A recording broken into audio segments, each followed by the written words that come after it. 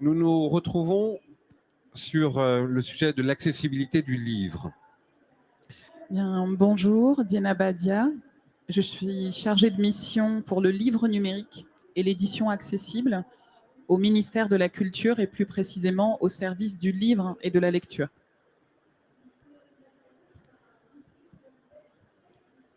Bonjour, Laurette Usan, je suis responsable de la médiathèque Valentin Haoui au sein de l'association Valentin Haoui.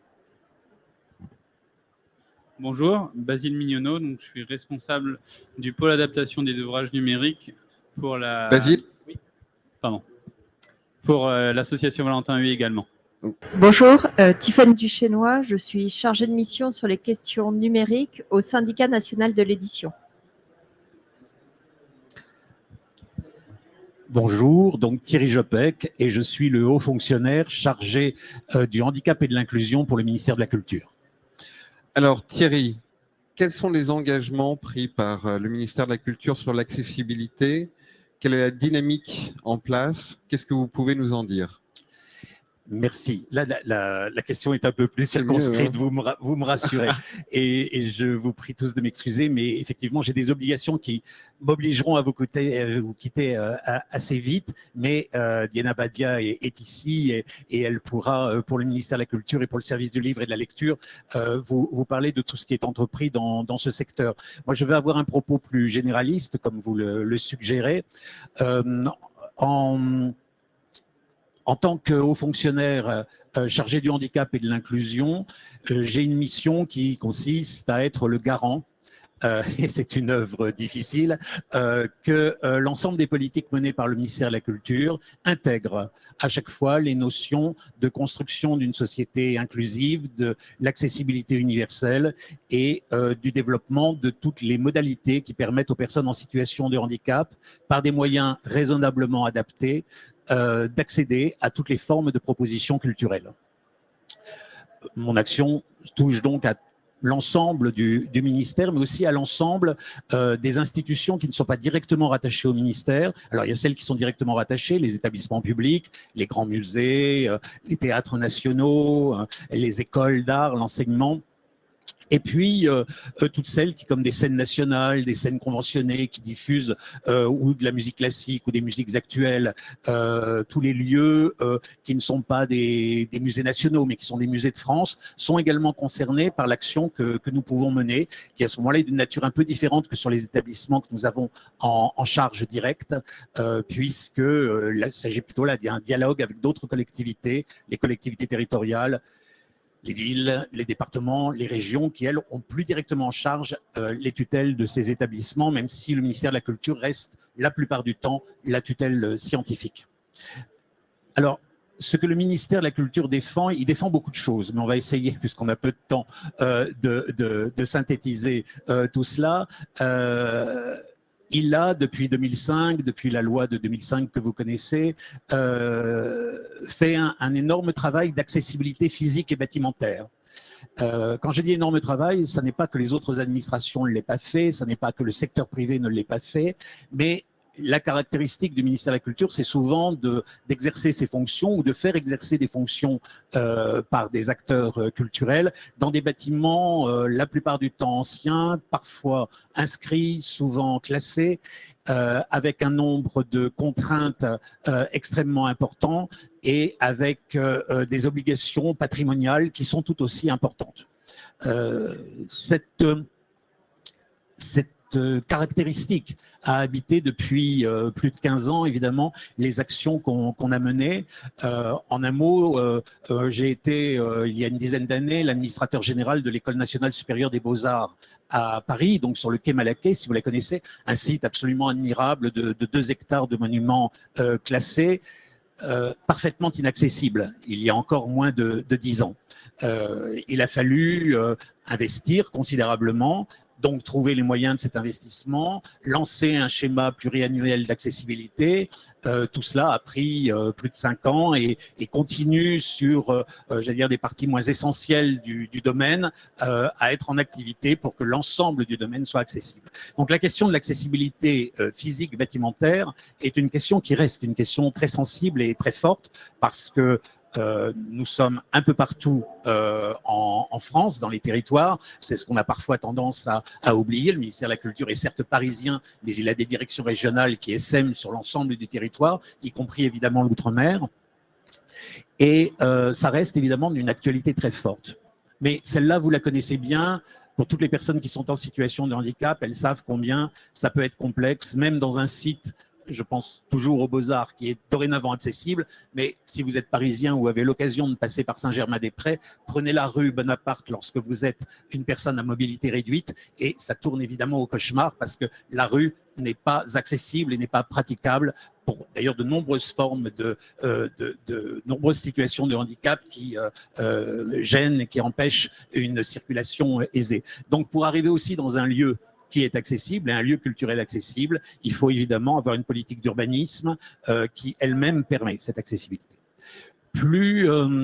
Alors peut-être aujourd'hui non pas plus important, mais étant davantage au cœur des préoccupations du ministère, c'est d'une manière générique l'accessibilité des œuvres ou bien l'accessibilité aux œuvres. Il y a une légère distinction, voilà, on va dire syntaxique, mais en fait, elle révèle quand même des éléments très directs, très concrets.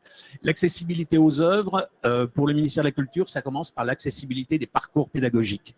Donc, vous voyez déjà, lorsque l'on dit ça, on est un petit peu ailleurs que l'accessibilité physique et bâtimentaire, qui est indispensable pour pouvoir entrer dans un établissement d'enseignement et faire ses études. Ce qu'on ignore parfois, c'est que le ministère de la Culture est un grand ministère d'enseignement. Alors quand je dis grand, c'est parce qu'évidemment, j'ai la fierté de ce ministère. C'est tout petit par rapport à l'enseignement supérieur, mais nous avons quand même une cinquantaine d'établissements d'enseignement supérieur, derrière lesquels vous allez trouver des établissements que vous connaissez bien, au fond, les établissements d'école des beaux-arts ou d'art plastique, suivant les appellations, les écoles d'architecture qui sont sous l'autorité du ministère de la Culture, les conservatoires nationaux supérieure de musique, de danse, d'art dramatique, une école de cinéma comme la FEMIS, une école qui forme les historiens d'art comme l'école du Louvre, qui a un institut de recherche comme l'Institut national d'histoire de l'art qui justement accompagne les étudiants qui sont majoritairement qui sont principalement dirigés vers les études d'histoire de l'art. Donc c'est aussi un grand ministère d'enseignement pour le domaine culturel. La formation qui est dispensée là, elle est très diverse. Ça passe depuis une formation en atelier dans l'école de beaux-arts, à une formation à un instrument de musique, à une formation académique à l'école du Louvre, à une formation d'architecte qui elle-même a sa grande spécificité. On peut dire que sur l'ensemble de ces domaines, une question fondamentale, c'est comment fait-on un parcours pédagogique quand on est en situation de handicap et quel que soit ce handicap. C'est une question que l'on aborde aujourd'hui, qu'on n'a pas forcément énormément abordée, on va dire, sur les 15 dernières années. C'est depuis 5 ans que la question se pose. Elle se pose aussi de manière extrêmement sensible, aiguë et traitée de diverses façons par l'enseignement supérieur, hein, par le ministère de l'Éducation nationale, Enseignement supérieur et Recherche et Innovation. Et ça passe à la fois par, bien sûr, l'accessibilité physique, mais ensuite par la construction de parcours pédagogiques qui restent accessibles physiquement, du point de vue bâtimentaire, mais qui ont les moyens d'une adaptation. Je vais vous donner juste un exemple pour être concret et pas aller trop loin, dans des explications voilà, un peu génériques. Nous avons une école nationale de beaux-arts à Marseille, qui n'est d'ailleurs pas une école directement sous l'autorité du ministère, mais qui dispense un enseignement qui est agréé par le ministère. Donc, le ministère de la Culture est très interventionniste là-dedans. Il y a un programme qui s'appelle PISOUR, et qui est un programme qui, à la fois, permet à des étudiants qui souffrent, enfin qui sont en situation de handicap auditif, d'avoir tous les moyens adaptés, techniques, écran, etc., pour suivre des études, mais qui intègre également au sein du cursus pédagogique une réflexion et un travail partagé avec l'ensemble des étudiants sur ce que c'est que non seulement sur ce qu'est la connaissance qu'il faut avoir des situations de handicap auditif, mais ce que c'est aussi que d'entendre, ne pas entendre, ce qu'est le son, comment on réagit en tant qu'artiste qui est en train de se former à un monde où on n'entend pas la même chose que les autres, où on n'entend éventuellement pas, où on entend à travers des moyens technologiques de santé qui permettent de venir participer à une vie où le son remplit à peu près le même rôle pour tout le monde. Et puis il y a bien sûr aussi, quand le son n'est pas le même pour tout le monde, quelle est l'histoire de chacun par rapport à cela et quelle est l'histoire d'un artiste dans la création. Voilà. Ça, ce sont des aspects sur lesquels on essaie de travailler. C'est assez récent, donc ça, il faut se le dire, mais on développe quand même ce sujet. Pour passer à un autre sujet, si vous voulez, qui est... finalement, il y en a deux grands parce que ce que vous dira Diana Badia tout à l'heure, c'est complètement intégré à ce que je vais énoncer là, c'est l'accès aux œuvres. Et à la fois l'accès des œuvres. Alors l'accès aux œuvres, c'est une fois de plus, on a une accessibilité qui nous permet d'entrer dans un théâtre, qui nous permet d'entrer dans un opéra, qui nous permet d'entrer dans une salle de concert, y compris une musique actuelle. Mais comment accède-t-on à l'œuvre elle-même? Il nous faut pour ça ce qui n'est pas encore une absolue généralité. On fait d'énormes progrès en ce moment.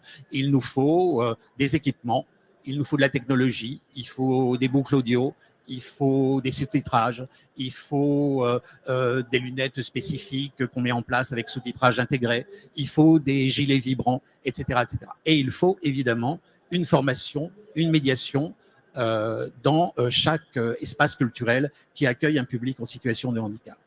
Et de surcroît, et c'est ce sur quoi nous travaillons, ce que nous visons et ce que nous aimerions pouvoir réaliser, c'est dans l'obligation qui nous est faite, comme à tous les ministères, de contribuer largement à la construction d'une société inclusive, c'est d'avoir sur ces espaces une véritable proposition culturelle qui se reçoit de manière inclusive, dans une représentation inclusive, avec un public qui est un public où s'associent tous les spectateurs, quelle que soit leur situation ou non, sans situation particulière, par rapport au handicap.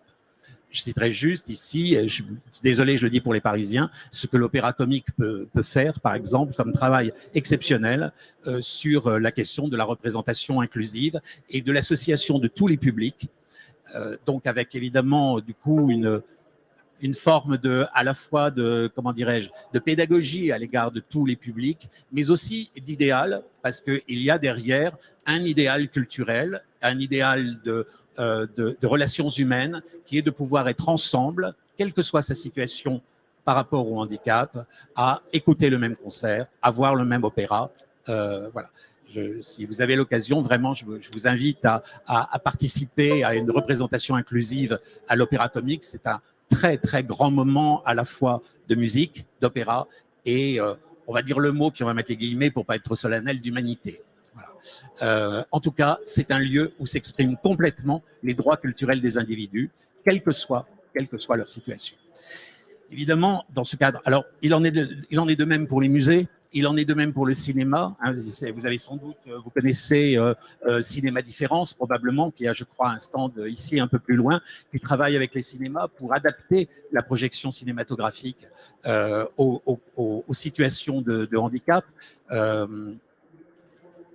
C'est aussi, d'ailleurs, pour le cinéma, comme pour le spectacle vivant, quelque chose qui est particulièrement sensible pour les personnes qui appartiennent, enfin qui sont affectées de troubles du spectre de l'autisme, qui est, comme pour les troubles psychiques ou comme pour les troubles cognitifs, des publics, parce qu'il s'agit de publics pour le ministère de la Culture, et des publics qui n'ont pas forcément trouvé les moyens de gagner leur place légitime dans la représentation, dans la proposition culturelle.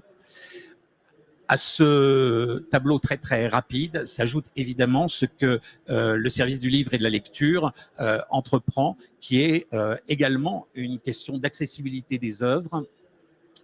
Et là, je dirais, c'est presque à la fois une accessibilité aux œuvres, c'est-à-dire comment va-t-on parvenir à trouver le livre que l'on veut lire, et une accessibilité des œuvres, c'est-à-dire intrinsèquement, comment le format qu'a cette œuvre est accessible. Et ce O et ce D, qui semble parfois être une coquetterie de cultureux, est en fait véritablement une articulation. On peut échapper à l'un ou l'autre, c'est pas très grave, mais quand on a les deux, on voit bien quel est l'enjeu systématiquement. Et là, je crois que je vais vous laisser la parole, cher ami, parce que c'est vous qui connaissez bien le sujet, même si on s'y associe de près, et ça va vous permettre de parler de ce grand, peut-être le plus grand, je me suis même sûr, le plus grand dossier que nous ayons actuellement au sein du ministère de la Culture sur l'accessibilité des et aux œuvres, qui est l'accessibilité du portail. Voilà, et je me tais maintenant. Merci beaucoup. Et je vais vous quitter très rapidement. C'est un grand plaisir. Merci infiniment Thierry de nous avoir rejoints ce matin. Dienaba, je vais vous inviter à prendre place sur le siège occupé par Thierry. Ça va être plus simple. Merci infiniment. Merci. Hop. Et... Voilà. Alors, rentrons dans le vif du sujet dès à présent. Vous avez préparé un PowerPoint que je vais diffuser de suite sur l'écran qui se trouve derrière moi, tout en le partageant également à distance.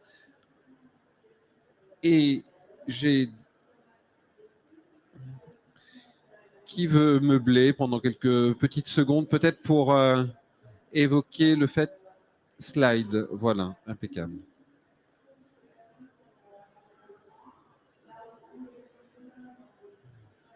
C'est pas là. Non, ce sera ici. Ça, c'est bon.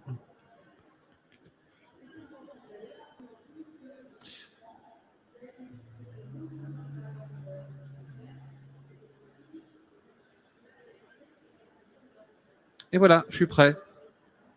Vous auriez pu faire une petite chanson, un petit truc en attendant. Je peux chanter du Céline Dion, si vous voulez. Non, c'est trop tard. Voilà, la dame, elle a dit non. C'est trop tard. Le moment de blanc est ma carrière fini. allait démarrer, tuée dans l'œuf.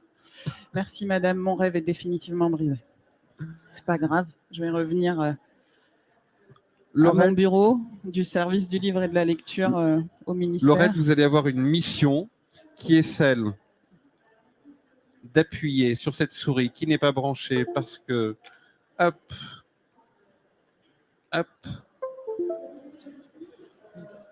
et comme ça, voilà. Vous pouvez prendre la souris sur votre genou, sur votre feuille et... Oui. Allez-y, qui veut commencer?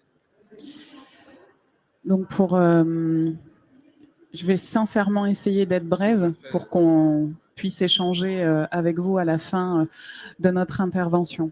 Donc, aujourd'hui, l'accessibilité au livre, et j'ai envie de dire l'accessibilité du livre, repose sur deux piliers qui figurent là. Donc, ce qu'on appelle de manière raccourcie l'exception handicap, je vais revenir dessus immédiatement, et le livre numérique nativement accessible. Ce qu'on appelle l'exception handicap, c'est au fait l'exception au droit d'auteur en faveur des personnes en situation de handicap. C'est l'une des exceptions qui a été prise en compte dans cette loi de 2006 relative aux droits d'auteur et aux droits voisins dans la société d'information. Je ne m'occuperai pas des autres exceptions. Il y en a 8, 9. Rappelons effectivement qu'il y a des droits d'auteur que l'on ne peut pas dupliquer et c'est ça. Voilà, dupliquer des œuvres. Donc cette loi de 2006, ce qu'elle met en place, c'est un cadre juridique qui permet à un usager en situation de handicap de se rapprocher d'un organisme habilité qui va demander aux éditeurs, qui ont donc accepté de mettre à disposition de cet organisme des fichiers ou qui ont accepté que les fichiers soient adaptés, diffusés, sans autorisation préalable ni rémunération. Donc c'est un pas qui n'est absolument pas négligeable et qui montre la capacité qu'ont eu les associations, les éditeurs et les pouvoirs publics à trouver un cadre, j'ai envie de dire, gagnant-gagnant. même si, bien évidemment, on n'a pas réussi en 15 ans à pallier ce qu'on appelle la famine du livre. Mais en tout cas, on a réussi à inscrire ces échanges dans un cadre qui favorise la légalité. Les limites pour 2006, c'était qu'il fallait avoir un taux de handicap à 80%. Donc évidemment, le public bénéficiaire était à l'époque extrêmement restreint. D'où l'importance de la loi de 2016, donc qui est la loi pour la liberté de création, l'architecture et du patrimoine, qui élargit le champ de ses bénéficiaires. Donc 2016, c'est avant-hier. Donc on a encore un énorme travail pédagogique à faire pour expliquer qu'aujourd'hui, ce champ des bénéficiaires a largement été élargi. Et Laurette et Basile, qui travaillent à l'association Valentin Oui, vont vous en parler, puisque aujourd'hui, les dyslexiques sont extrêmement demandeurs des fichiers qu'ils mettent à disposition. Autre évolution importante, c'est celle du traité de Marrakech, qui est un traité qui avait déjà été signé par la France avant que l'Europe signe et que l'on transpose en droit français cette directive. Ce sont les échanges entre pays, des échanges transfrontaliers de ces fichiers. Donc, ce qui élargit effectivement l'offre pour les personnes en situation de handicap. Et autre évolution majeure aussi, par rapport au lieu dont je vais vous parler, qui est le Centre Exception Handicap, qui se trouve au sein de la Bibliothèque nationale de France, qui est le tiers de confiance entre les associations et les éditeurs. C'est sur le site, une plateforme qui se nomme Platon, que les organismes effectuent leur demande de fichiers, et c'est aussi sur cette plateforme que les éditeurs déposent les fichiers. L'avancée majeure dont je vous parlais, c'est qu'il y a toujours une obligation légale de la part des éditeurs de déposer les fichiers qu'on leur demande, mais aujourd'hui, on demande aussi aux organismes qui ont adapté un fichier de mutualiser ces adaptations. Donc, pour mettre en œuvre ce cadre juridique, cette politique, il existe une commission exception qui réunit des titulaires de droit, donc syndicat national de l'édition, syndicat pour la presse magazine, syndicat pour l'édition musicale, et des associations qui représentent les personnes en situation de handicap. Et c'est cette commission paritaire qui, 2 à 3 fois par an, instruit les demandes de dossiers d'organismes, associations, établissements médico-sociaux, bibliothèques, pour les habiliter et leur permettre de mettre à disposition ou d'adapter des documents pour les personnes en situation de handicap.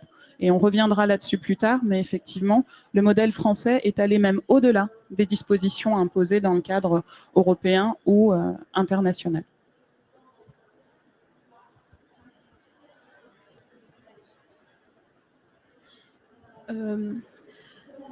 Donc je vais vous parler un petit peu de ce qu'on peut faire concrètement avec ce cadre légal, ce cadre juridique que vous a décrit Madame Dina Badia. Laurette, mettez bien le micro sur le menton. Pardon. Voilà. Donc, je vais essayer de mettre un petit peu de concret sur le cadre juridique décrit par Madame Dina Badia. Parce que ce cadre juridique, il permet effectivement de mettre en œuvre des services qui vont s'adresser à des publics qui ont des besoins d'accès à l'écrit. Je suis donc en charge de la médiathèque Valentin Aoui. La médiathèque Valentin Aoui, c'est un service de l'association Valentin Aoui qui est un des grands acteurs de la déficience visuelle en France. Ouais, on va...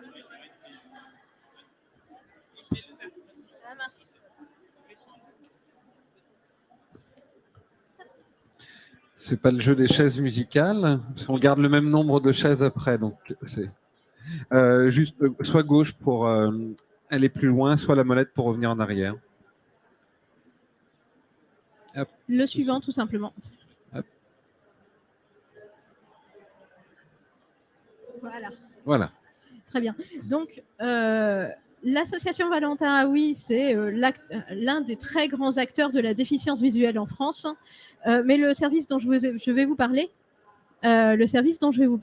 il ne traite pas uniquement de déficience visuelle, mais de tous les handicaps qui peuvent créer des difficultés d'accès à l'écrit.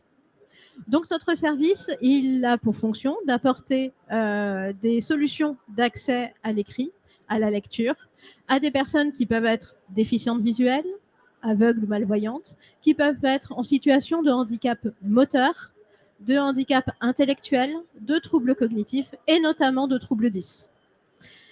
Ces publics, ils vont avoir besoin d'adaptation et donc nous allons prendre des ouvrages disponibles commercialement et les transcrire dans des formats adaptés à leurs besoins. Ces services, ils sont complètement gratuits, disponibles sur toute la France, extrêmement faciles d'utilisation, puisque la question de la pénibilité et des freins à l'accès est centrale quand il s'agit de ce type de public. Pour vous donner une idée du volume d'activité, en 2020, nous avions plus de 10 000 utilisateurs actifs qui ont emprunté plus de 280 000 documents. C'est donc une activité de masse. Je vais vous proposer de passer à la slide suivante. Merci. Qu'est-ce qu'on propose? On va proposer 56 000 titres adaptés dans des formats audio, et on vous parlera ensuite de ces formats. Plus de 20 000 titres adaptés dans des formats braille papier et braille numérique. Et tous ces documents-là, ils vont être disponibles, que ce soit au téléchargement sur une plateforme dont l'accessibilité a été particulièrement travaillée, comme vous pouvez l'imaginer, ou disponibles également sous forme de support physique livré gratuitement à domicile, CD ou livre braille papier. Ces ouvrages, ils vont effectivement être très comparables dans leur composition à celles que vous trouverez dans une bibliothèque municipale. Vous trouverez toute l'actualité littéraire, tous les classiques, les documentaires qui font l'actualité. Vous trouverez un fond documentaire qui a vocation à toucher à tout, un peu toutes les thématiques, autant pratiques que plus théoriques, et avec différents niveaux de lecture. Pour un public jeunesse qui représente un public de plus en plus fréquentant pour nous, vous allez trouver les ouvrages qui sont en général étudiés en classe, en littérature, et donc les œuvres au programme, massivement. Ces ouvrages, si dans l'exercice de vos fonctions, vous ne trouvez pas l'ouvrage qui est disponible, nous adaptons à la demande, et toute demande d'origine scolaire est évidemment traitée de façon extrêmement prioritaire. Donc, n'hésitez pas à nous l'indiquer. Vous y trouverez aussi toutes les sélections, par exemple, des incorruptibles. Nous travaillons avec les incorruptibles et donc toutes les sélections des incorruptibles du CE1 à la terminale sont systématiquement adaptées et mises à disposition. Pour vous donner une idée de rythme de croissance, c'est plus de 11 000 nouveaux titres qui ont rejoint nos collections l'année dernière. Alors, est-ce qu'on adapte 11 000 titres? Non. C'est là que rentre en scène le traité de Marrakech, dont parlait Madame Diana Badia. Nous travaillons avec un organisme qui s'appelle l'Accessible Book Consortium. Cet organisme, il dépend de l'Organisation internationale de la propriété intellectuelle et il a pour but de mettre en réseau tous ceux qui, comme nous, adaptent des œuvres, ce qu'on appelle les organismes adaptateurs. Cela signifie que nous sommes en capacité d'obtenir tout ouvrage produit par les gros organismes adaptateurs en Belgique, en Suisse, au Canada, et qu'on le fait. Systématiquement, tout ouvrage francophone mis à disposition sur cette plateforme est récupéré par nous, ce qui signifie que sur cette plateforme, vous trouverez toute la production des gros organismes belges, suisses, canadiens, et qu'eux-mêmes font pareil avec les nôtres. C'est un réseau de solidarité au sein de la francophonie qui est en train de s'organiser au service de l'accès à l'écrit des publics en situation de handicap. Merci. Mais Monsieur Jopek parlait d'accessibilité des œuvres et d'accessibilité aux œuvres, et je hochais la tête, parce qu'effectivement, quand on parle de public en situation de handicap, mettre un lien sur un site, ça suffit pas, ça marche pas. Ce sont des publics avec des besoins d'accompagnement majeurs. Et s'agissant de type d'adaptation spécifique pour des publics spécifiques, les aidants, les accompagnants, les relais professionnels, les enseignants, les ergothérapeutes, etc., sont eux-mêmes en demande et en besoin d'accompagnement. C'est pourquoi nous proposons une équipe de 14 bibliothécaires qui sont des bibliothécaires spécialisés, formés à l'écosystème, aux écosystèmes spécifiques, aux aides techniques spécifiques utilisées par ces publics, qui sont également formés au mode de lecture des publics handicapés empêchés de lire. Cet accompagnement, il se fait par email. Nous traitons entre 80 et 100 sollicitations par jour par email. Elle se fait par téléphone avec une permanence, là aussi animée par ces bibliothécaires spécialisés, avec des services de online et des rendez-vous techniques pour une aide avancée sur des temps longs. Et elle se fait aussi avec le soutien du service du livre et de la lecture au ministère de la Culture, grâce à un réseau de bibliothèques publiques qui travaillent avec nous. Plus de 240 collectivités locales ont signé un partenariat et cela concerne plus de 400 équipements de lecture publique, 400 médiathèques locales qui aujourd'hui diffusent nos ouvrages et sont formés à accompagner les publics. De fait, Pour bien percevoir le maillage territorial, donc je peux aller sur le site de l'AVH, repérer effectivement une médiathèque partenaire, aller à cette médiathèque, leur indiquer que je souhaite lire telle œuvre, en expliquant à l'interlocuteur les besoins d'adaptation que je peux avoir. Et la médiathèque partenaire fait le relais entre l'usager et vous, si je perçois bien, c'est cela? Exactement. Le bibliothécaire est suffisamment formé pour vous aider à trouver la solution de lecture. Poser les bonnes questions Exactement. sur les adaptations, etc. Vous faire tester, vous mettre le pied à l'étrier. En situation, en condition, oui. Vous inscrire, télécharger pour vous si vous en avez besoin, vous faire envoyer un CD à domicile si vous le souhaitez. Et vous proposer également une programmation culturelle qui soit inclusive, de façon à ce que vous puissiez pleinement participer de l'activité culturelle de votre médiathèque. Ok. Alors, un service en ligne, je me permets juste, j'ai un mauvais rôle en fait dans cette table ronde, c'est celui de faire le timekeeper, le maître du temps. Et voilà, Alors, je vais peut-être me permettre très rapidement, et c'est ma dernière slide, vous dire tout simplement que si vous êtes enseignant, si vous êtes professionnel relais, que vous accompagnez des patients, des élèves en situation de handicap, sachez que chez nous, vous aurez un interlocuteur unique qui sera là pour vous aider à mettre en œuvre cette offre-là. Donc, n'hésitez pas à nous contacter à l'adresse qui s'affiche là, médiathèque@avh.asso.fr. Nous sommes là pour vous aider. Vous pouvez tout à fait mettre en œuvre cette offre dans vos cadres d'exercice professionnels. Merci. Alors, on va juste revenir rapidement sur la technique et comment fonctionne ce système avec la plateforme Platon. Donc, là, c'est un schéma assez simplifié. On a parlé du lecteur qui fait une demande donc, à un organisme adapté. Donc, soit sa bibliothèque qui transmet à l'organisme, soit directement à l'organisme comme avec la médiathèque Valentin A8. L'organisme va faire une demande sur la plateforme Platon. Cette demande va être transmise directement à l'éditeur et ensuite l'éditeur dépose son fichier et le fichier est récupéré par l'organisme adaptateur qui va pouvoir travailler. On parle de fichiers numériques, mais bien entendu, ça concerne des œuvres à la fois papier ou numériques. J'ai une petite question, pardonnez-moi. Est-ce que ce schéma représente le schéma d'un EDI?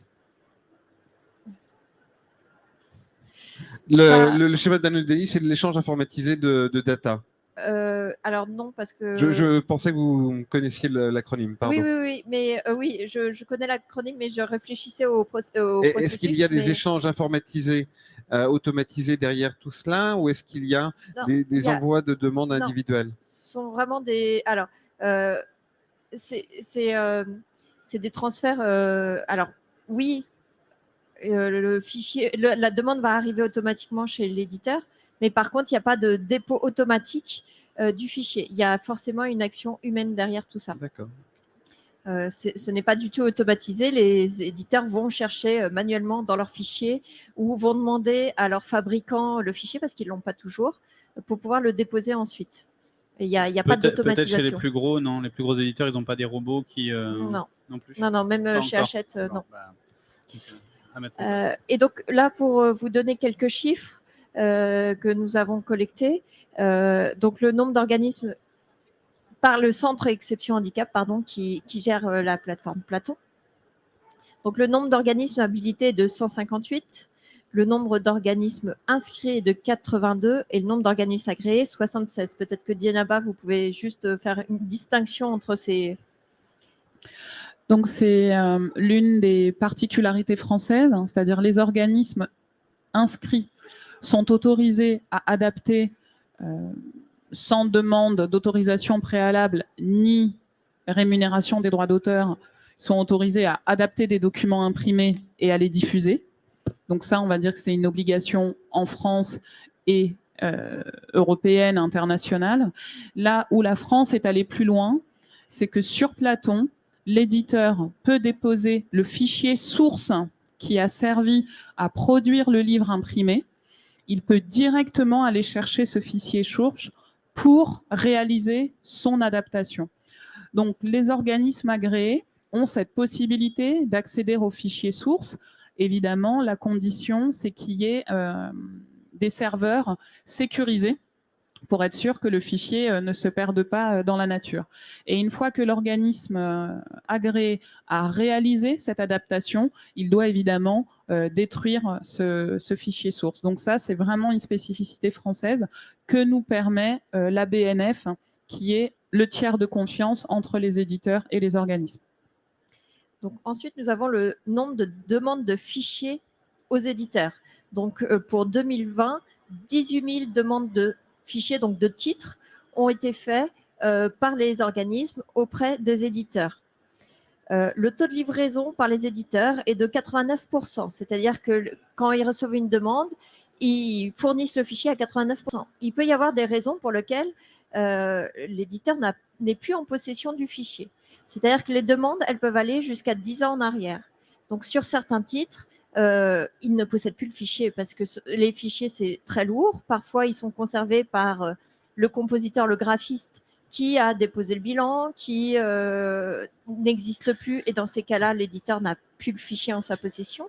C'est quand même incroyable que la maison d'édition, alors je n'aurais jamais imaginé ça, qu'une maison d'édition ne puisse pas archiver de manière extrêmement carrée son fond documentaire, son fond d'œuvre, avec, parce que, alors, d'un point de vue économique, c'est aussi son fonds de commerce, entre guillemets. Donc, Alors, en tout cas, il faut penser que 10 ans en arrière, mine de rien, on était au niveau technologique, on a fait une grosse avancée là-dessus. Ce sont des œuvres qui sont au format papier. Les archives se font souvent au format papier. Et le fichier technique qui a permis l'impression n'est parfois même pas utilisable par l'éditeur. Donc, il n'est pas forcément conservé. D'accord. Okay. Et en plus, c'est très lourd en termes de poids. Ça peut être des gigaoctets qui ne peuvent pas forcément être archivés. Et il y a une autre aussi possibilité, c'est que certains titres sont en coédition internationale. C'est-à-dire qu'un livre va être publié en même temps dans plusieurs langues. Et dans ces cas-là, l'éditeur n'est pas forcément en possession, n'a jamais eu accès au fichier. Les délais de livraison, ils sont en moyenne de 22 jours. Ce sont des délais qui baissent. C'est le temps de traitement entre le moment où la demande est faite et le moment où l'éditeur va déposer son fichier. Le nombre d'éditeurs inscrits est de 1587, dont 145 nouveaux éditeurs. Donc, pour 2020. Donc, ça fait beaucoup d'éditeurs. Il peut y avoir aussi des auto-édités. Il y a les maisons d'édition, mais il y a aussi l'auto-édition. Et actuellement, en 2019, il y avait disponible sur la plateforme Platon 53 200 fichiers. Un titre peut avoir plusieurs fichiers s'il est adapté différemment, bien évidemment. Ça ne veut pas dire qu'il y a 53 200 titres. Il y a en moyenne, j'avais fait un petit calcul, 1,9 adaptations par titre. Ça peut être du braille papier, du braille numérique, du format audio, etc. Et le nombre de fichiers adaptés déposés depuis 2019 est de 31 000. Pour ceux qui prennent des photos, vous allez sur le site de la BNF, Centre Exception Handicap. Le rapport, voilà, vous avez les rapports des années précédentes. Et bien évidemment, il y a aussi un travail qui est fait avec le SNE, la commission, vis-à-vis des éditeurs qui ont un peu du mal parfois à jouer le jeu. Donc le SNE, en tout cas, s'assure que ses adhérents jouent le jeu. Tous les éditeurs ne sont pas adhérents au SNE et on travaille évidemment on continue ce travail de pédagogie dont je vous parlais pour toujours expliquer à quel point c'est important. Et les délais qui sont mentionnés ici, les délais légaux sont 45 jours. Donc ça veut dire qu'on a divisé quasiment par 2 ce délai. Donc le volontarisme, il est à l'œuvre. J'ai une question, Dienaba. Est-ce que, donc là, 158 organismes habilités, est-ce qu'on a une couverture de l'ensemble du territoire métropolitain et en Outre-mer? Sur les demandes Oui, sur les demandes, mais aussi sur les organismes agréés. Est-ce que sur l'ensemble du territoire, à une courte distance, on va dire, un citoyen peut accéder à une demande? Non, là, pour l'instant, je ne pourrais pas vous répondre parce que, au fait, on oublie que ça date d'avant-hier. Tout ça. Donc, on est en train de le construire. Donc, par exemple, aujourd'hui, on n'a pas encore la cartographie, comme l'a montré l'association Valentin Oui.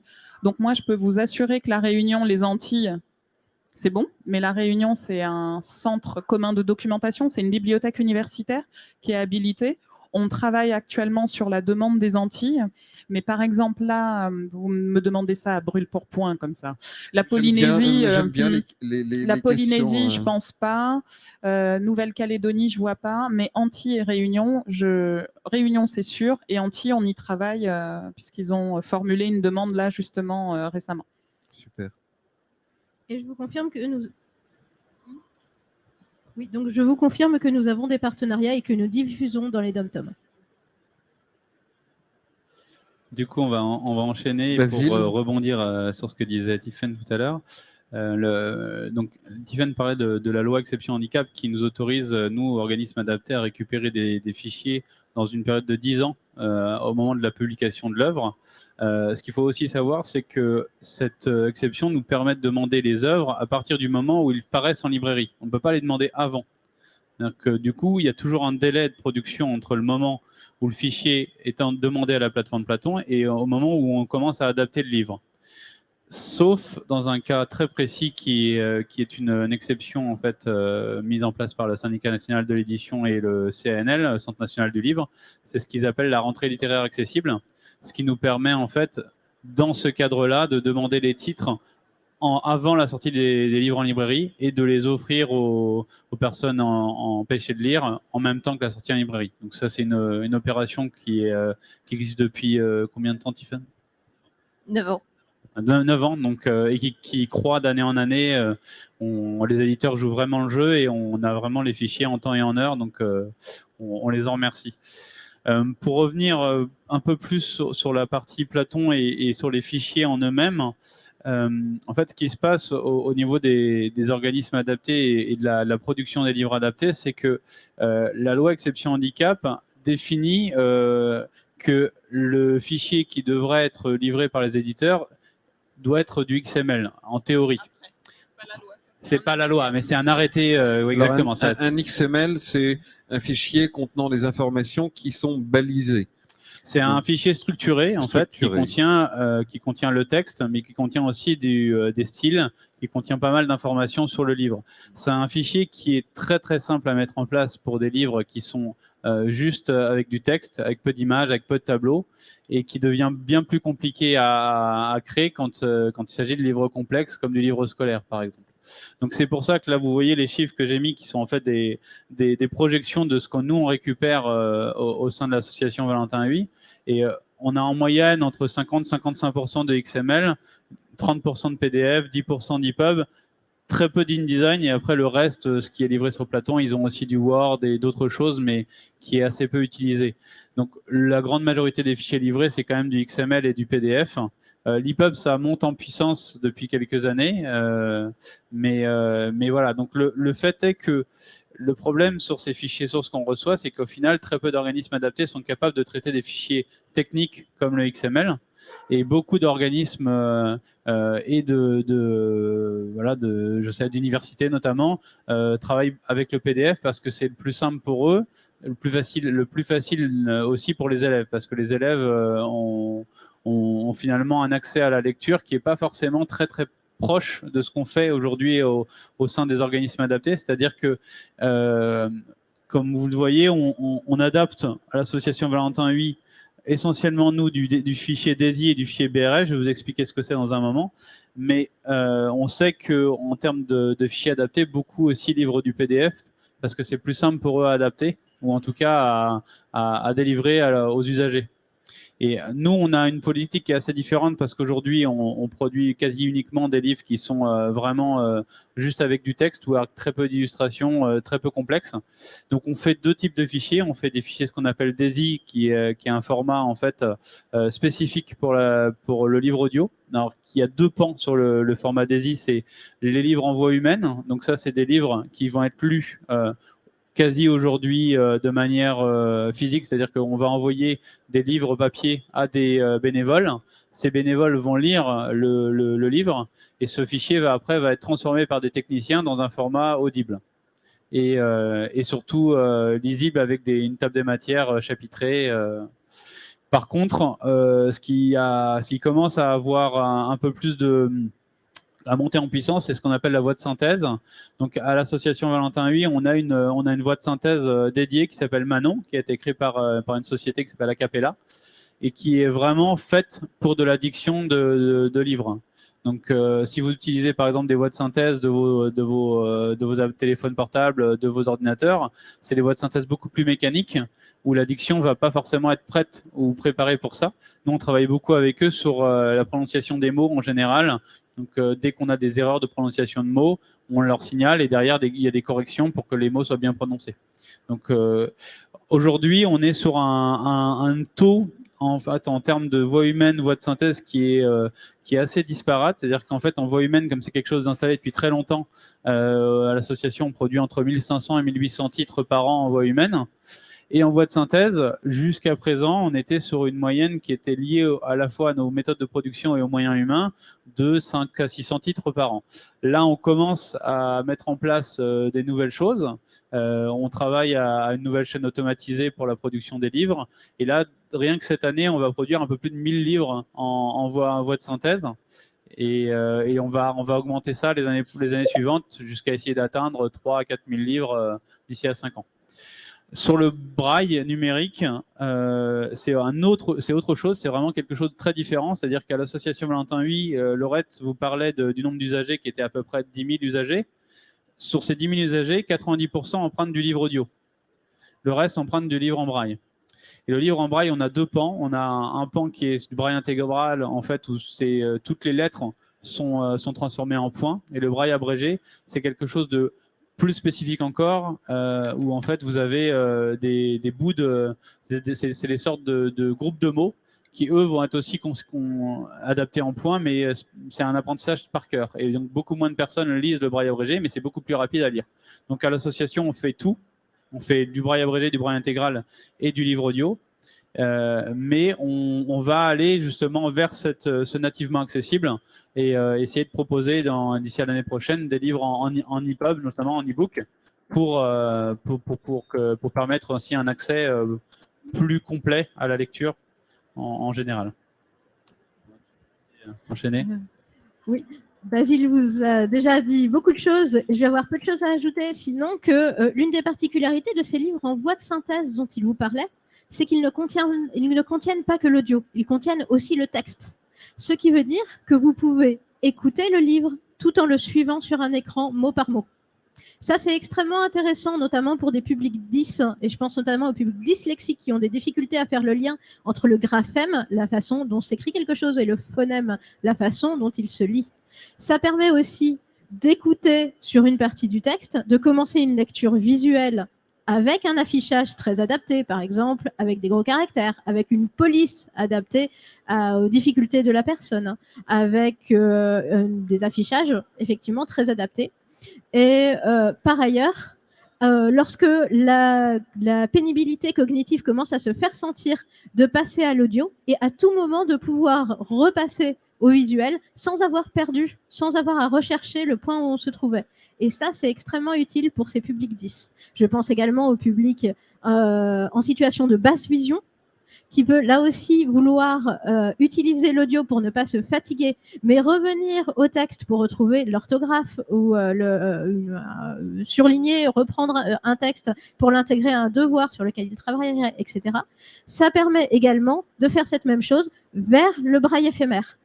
Je peux écouter tout en lisant en braille, je peux passer du braille à l'audio en permanence. Et ça, cette fluidité entre l'audio et des formats adaptés, elle est extrêmement intéressante sur un plan pédagogique.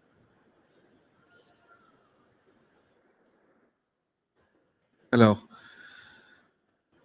en 2019, en avril, je crois que c'était en avril, j'étais en Suède, un colloque international sur l'accessibilité, et nous avions eu ce jour-là l'annonce du déploiement de la mise en application de la directive européenne sur l'accessibilité. Et effectivement, c'était quelque chose de particulièrement attendu. Alors, cette directive, elle est extrêmement large et elle mentionne effectivement l'accessibilité des livres numériques.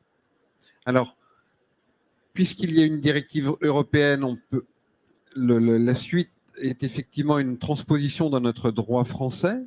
Et comment toute la chaîne du livre, alors les éditeurs, mais aussi les associations, le ministère de la Culture, mais puisqu'on parle de livres numériques, on parle de téléchargement, donc de plateformes web, mais on parle aussi de librairies de quartier. Voilà, comment toute la chaîne du livre se prépare à l'arrivée comment dirais-je, de la transposition de cette directive pour abonder une offre plus large. Donc, en effet, en 2019 a été votée une directive relative aux exigences en matière d'accessibilité des produits et des services. Internet, directive accessibilité. Ça ira plus vite. Merci. Donc, il y a 7 ministères aujourd'hui impliqués, puisque comme ça vient d'être dit, il s'agit vraiment de rendre accessible tous les équipements grand public, c'est-à-dire le terminal de paiement, les billetteries, elle est extrêmement large. Et il y a un petit endroit qui nous concerne, qui n'est pas exactement le livre numérique, mais le fichier numérique. Et ce fichier numérique, dans le cadre de la directive, est considéré comme un service, parce qu'on doit pouvoir, comme vous le voyez là, y avoir accès, naviguer à l'intérieur du fichier, le lire, l'utiliser.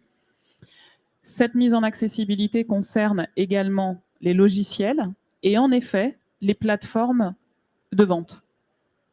Au niveau du ministère de la Culture, on travaille avec la Direction générale des entreprises pour s'assurer que les plateformes de vente vont bien répondre aux exigences, mais ça ne relève pas de notre responsabilité de le contrôler. Donc nous, on travaille avec les éditeurs qui sont déjà, en tout cas pour ceux qui en ont les moyens humains et financiers au travail, pour réfléchir effectivement à la transition dans leur chaîne de production. Et finalement, cette directive qui va entrer en vigueur en 2025, elle va accoucher de plein de nouveaux bébés qui seront des livres numériques nativement accessibles. Et pour pouvoir produire ces livres, là encore, il y a eu de l'intelligence collective. Un format est reconnu par l'industrie.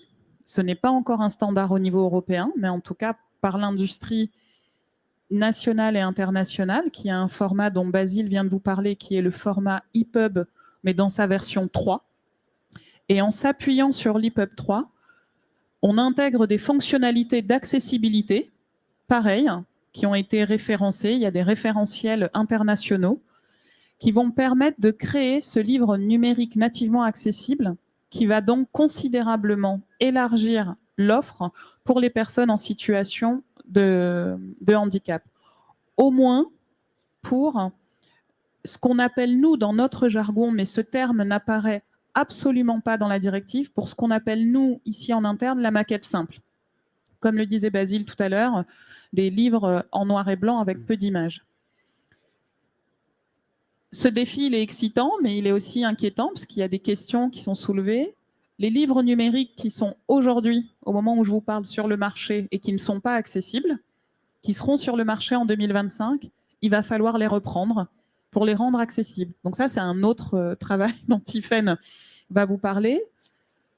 Quid des livres que l'on appelle, nous, et encore une fois, ce n'est pas dans la directive à maquette complexe, qui ont des images et qui imposent que l'on adapte en mettant des textes alternatifs aux images. Et on fait vraiment attention au choix des termes. Tiffaine en parlera aussi. Il ne s'agit pas de description. Il s'agit bien de textes alternatifs aux images.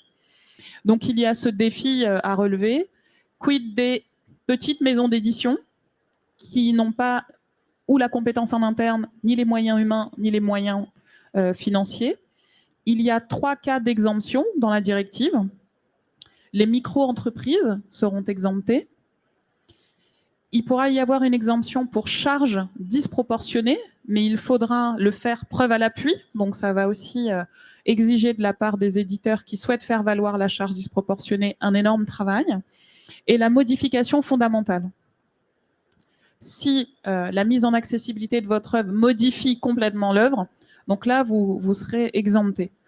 Et là encore, je tiens à souligner le volontarisme des éditeurs. Vous allez dire, mais cette fille, elle est hyper optimiste.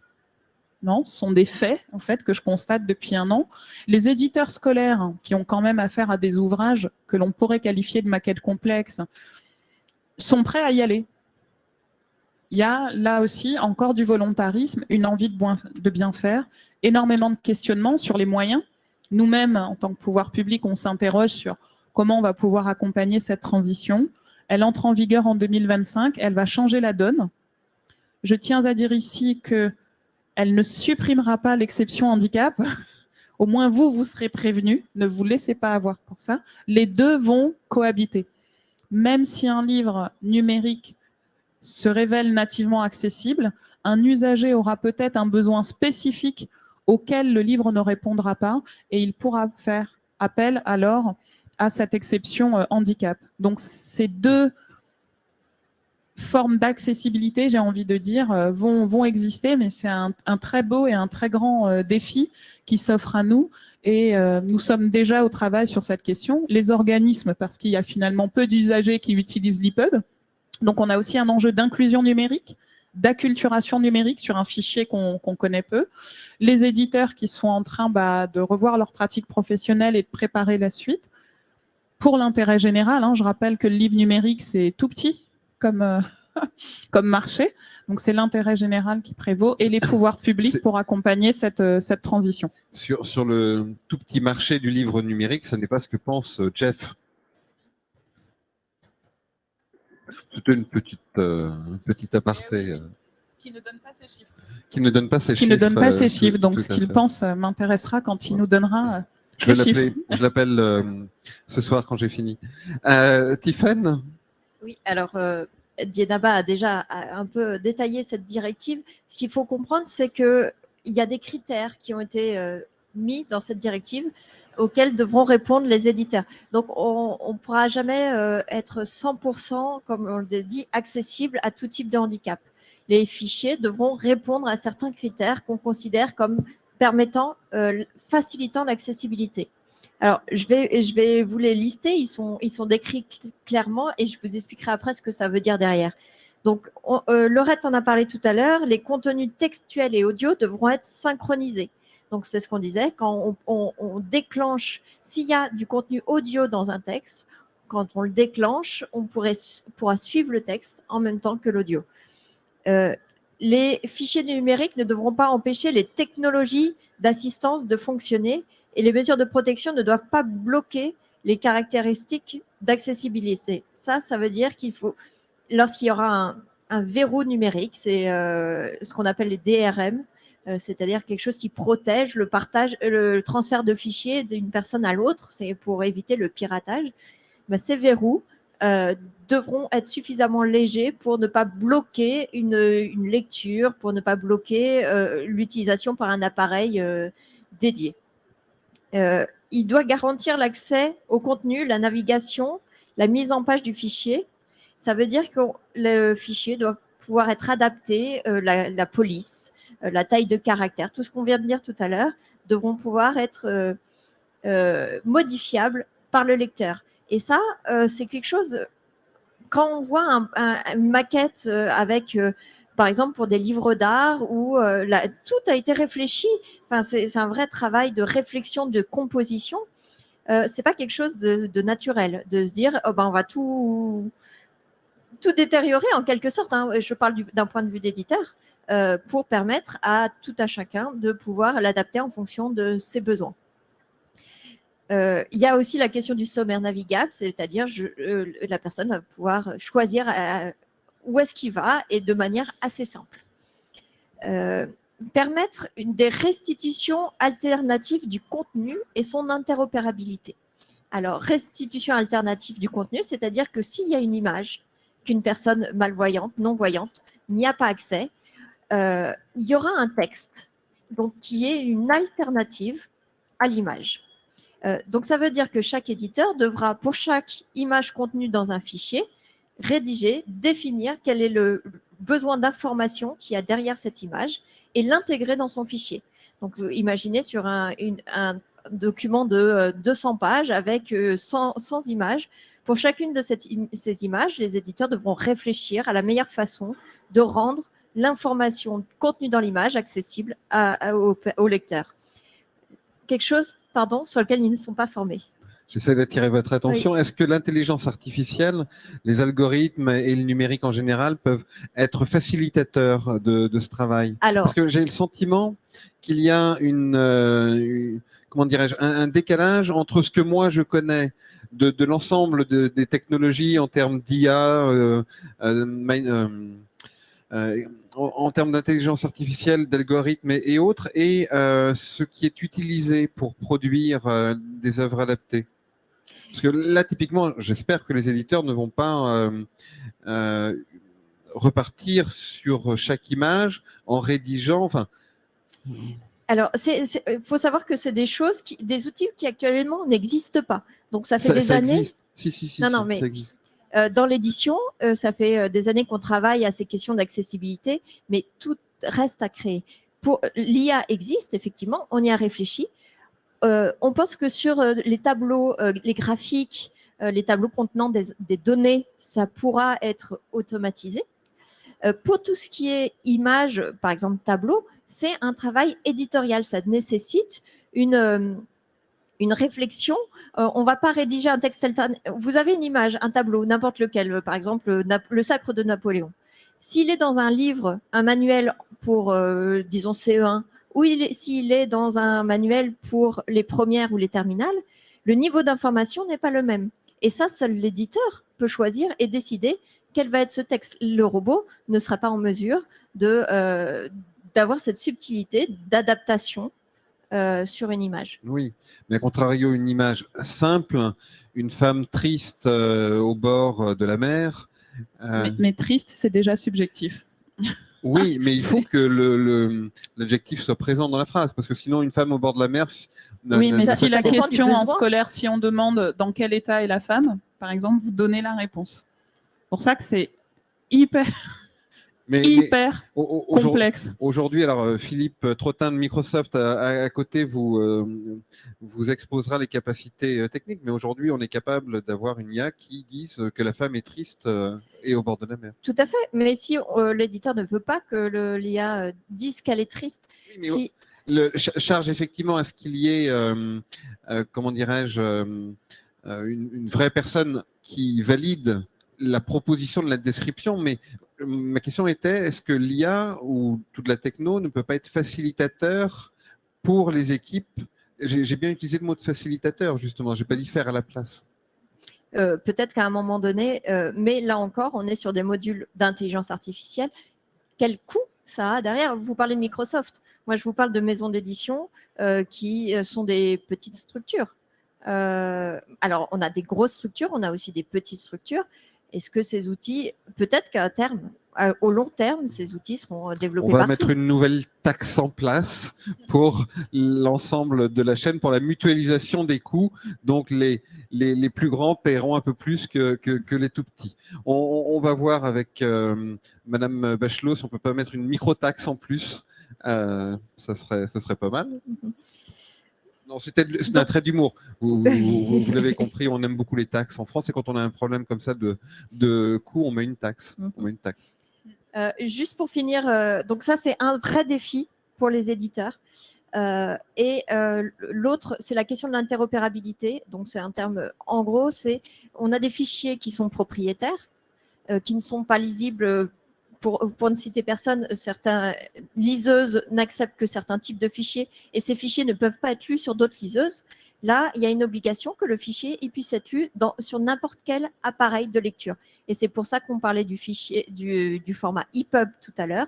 Actuellement, au niveau international, c'est un format ouvert, interopérable, c'est-à-dire qui peut être lu par tous. Mais pour l'instant, la directive, parce qu'elle pose encore beaucoup de questions, tout n'a pas été répondu, n'a pas statué sur le format qui serait le plus adéquat pour permettre l'accessibilité. Est-ce qu'il doit y avoir un seul format de retenue? Le format .docx se lit sur OpenOffice qui, lui, nativement, sort du point ODT. Il y a aussi une interopérabilité dans les formats. Oui, mais le format, il n'est pas protégé. Enfin, un format Word, c'est pas protégé avec une DRM. Donc, du coup, vous pouvez récupérer le texte et vous pouvez en faire ce que vous voulez. Donc, pour le piratage, c'est pas terrible. Alors, il y a des systèmes de watermarkage. On ne va pas rentrer dans un débat technique. Mais juste pour reprendre sur la question de l'intelligence artificielle que vous avez posée, l'autre problème que ça pose, parce que là, vous avez posé sur le côté éditeur, mais le côté organisation adaptée, le problème, c'est qu'un texte alternatif proposé par l'éditeur ne conviendra pas forcément à tous les publics. Donc même avec une IA, en fait, le problème, c'est que par exemple, on récupérait un texte avec alternatif qui aurait été créé par une IA. Nous, on n'utiliserait même pas ce texte-là, on le remplacerait par autre chose. Donc, ça peut aider les éditeurs, ça peut aider à faire du nativement accessible sur des choses simples, mais sur des choses complexes qu'il faut beaucoup plus travailler, c'est sur de la création de textes alternatifs dédiés à des images et créer des banques d'images en fait et banques de données de textes alternatifs. Là, c'est beaucoup plus dans l'air du temps et beaucoup plus intéressant pour ça. Et après, juste, le livre numérique nativement accessible n'est pas un livre adapté. Ça, on va retomber sur nos pieds. Thierry Jopek a vraiment parlé de société inclusive et d'accessibilité universelle. En gros, c'est un livre qui servira à tout le monde. Donc, si moi, j'ai envie de naviguer dans mon livre numérique nativement accessible sur mon EPUB, parce que c'est un jour où je suis fatiguée ou parce que j'ai envie de passer à l'audio, donc je trouve que le défi aussi qui est en train d'être relevé, c'est que tout à coup, on aura un livre accessible à tous et chacun en fonction de son besoin, situation de handicap ou pas. Quand les outils de lecture, évidemment, seront adaptés, c'est la limite pour l'EPUB. Aujourd'hui, on travaille dessus sur les applications de lecture et les outils. Donc là, on aura un objet livre numérique accessible au sens de l'accessibilité universelle et après, chacun adaptera grâce aux organismes ou en fonction aussi de ses choix. Donc le livre numérique nativement accessible n'est pas un livre adapté. Ce sera un livre grand public, mais qui aura une audience beaucoup plus large que celle que le livre numérique a aujourd'hui. Et effectivement, ça, pour nos publics, c'est porteur de grand espoir. Aujourd'hui, 8 à 10% des ouvrages disponibles commercialement font l'objet d'une adaptation, quelle qu'elle soit. Autrement dit, une personne en situation de handicap empêchée de lire se voit interdite d'accès à plus de 92% des ouvrages disponibles au reste de la population. Donc effectivement, ça porte l'espoir de la fin, ou en tout cas en partie de la fin de ce qu'on appelle la famine de livres. Ça porte cet espoir, en tout cas pour les utilisateurs les plus technophiles, en sachant qu'effectivement, 37% de nos utilisateurs sont en incapacité d'utiliser un ordinateur ou un objet numérique, que plus de 50% d'entre eux utilisent pour lire un outil de lecture dédié qu'on appelle un lecteur DAISY, qui pour l'instant ne lit pas ou lit très mal l'EPUB 3 et qui ne tolère aucune DRM pour l'instant. Que de la même façon, aujourd'hui, 8%